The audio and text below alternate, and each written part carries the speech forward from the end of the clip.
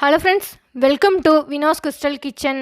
சப்பாத்தி பூரி சாதத்துக்கு ரொம்பவே பொருத்தமான கடலை மாவு உருண்டை குழம்பு, ராஜஸ்தான் ஃபேமஸ் ரெசிபி. வாங்க ஃப்ரெண்ட்ஸ், எப்படி பண்ணுறதுன்னு பார்க்கலாம். 1 கப் கடலை மாவு, 1/4 ஸ்பூன் உப்பு, 1/2 ஸ்பூன் மிளகாய்த்தூள், 1/4 ஸ்பூன் மஞ்சள் தூள், 1/4 ஸ்பூன் சீரகம், 1 ஸ்பூன் ஓமத்தை உள்ளங்கையில் சேர்த்து லைட்டாக கசக்கிக்கோங்க. அப்போ தான் ஃப்ளேவர் நல்லாயிருக்கும். சாஃப்டாக இருக்கணும் அப்படிங்கிறதுக்காக 1 ஸ்பூன் நெய், 1 ஸ்பூன் ஆயில், 2 ஸ்பூன் தயிர் சேர்த்துக்கோங்க. தயிர் புளிக்காத தயிர். நல்லா மிக்ஸ் பண்ணி விடுங்க.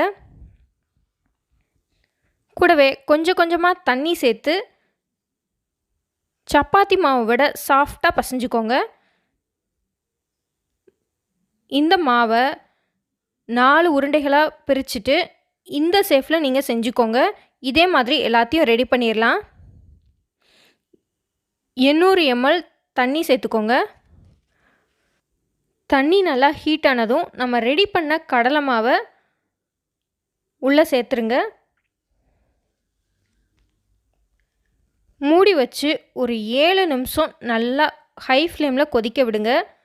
இப்போ 7 நிமிஷத்துக்கு அப்புறமா ஓப்பன் பண்ணி பார்க்கலாம். வெந்துருச்சுன்னா கடலை மாவு நல்லா இந்த மாதிரி மேலே எலும்பி இருக்கும். இந்த தண்ணியை தூக்கி போட்டுறாதீங்க. இதை எடுத்து வச்சுக்கோங்க. நம்ம கிரேவிக்கு நல்லா திக்னஸ் கொடுக்கும். இந்த மாதிரி லைட்டாக பபிள்ஸ் இருந்தால் நல்லா உள்ளே வெந்திருக்குன்னு அர்த்தம். நல்லா ஆறுனதுக்கப்புறமா கட் பண்ணிக்கோங்க. உள்ளே நல்லா வெந்திருக்கு ஃப்ரெண்ட்ஸ்.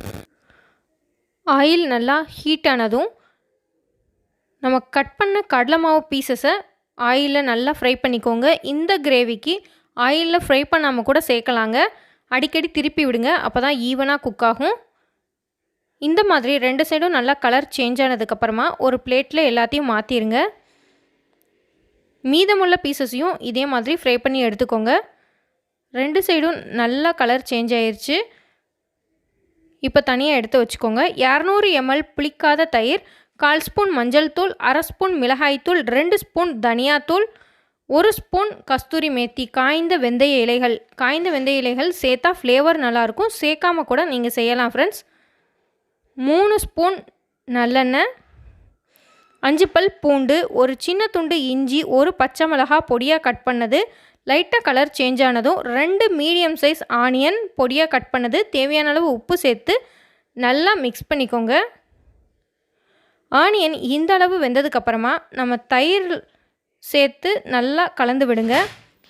1 கப் தயிருக்கு பதிலாக 2 ஆனியன், 6 பல் பூண்டு, ஒரு சின்ன துண்டு இஞ்சி, 2 பச்சை மிளகா, 2 தக்காளியை ஃபைனாக பேஸ்ட் பண்ணிவிட்டு ஆயில் பிரிகிற வரைக்கும் வதக்கிட்டு 1/2 கப் தயிர் கூட சேர்த்து இதே மாதிரி கிரேவி செய்யலாங்க. லோ ஃப்ளேமில் மூடி போட்டு மூடிக்கோங்க. அடிக்கடி இந்த மாதிரி திறந்து கிளறி விடுங்க. ஆயில் லைட்டாக பிரிஞ்சிருச்சு. இப்போ கூடவே நம்ம கடலை மாவு வேக வச்ச தண்ணியும் சேர்த்துக்கோங்க. அப்போ தான் கிரேவி கொஞ்சம் திக்காக கிடைக்கும். ஒரு கொதி வந்ததுக்கப்புறமா மூடி போட்டு மூடி வச்சுருங்க. ஹை ஃப்ளேமில் 5 நிமிஷம் கொதிச்சதுக்கப்புறமா ஆயில் நல்லா பிரிஞ்சிருச்சு.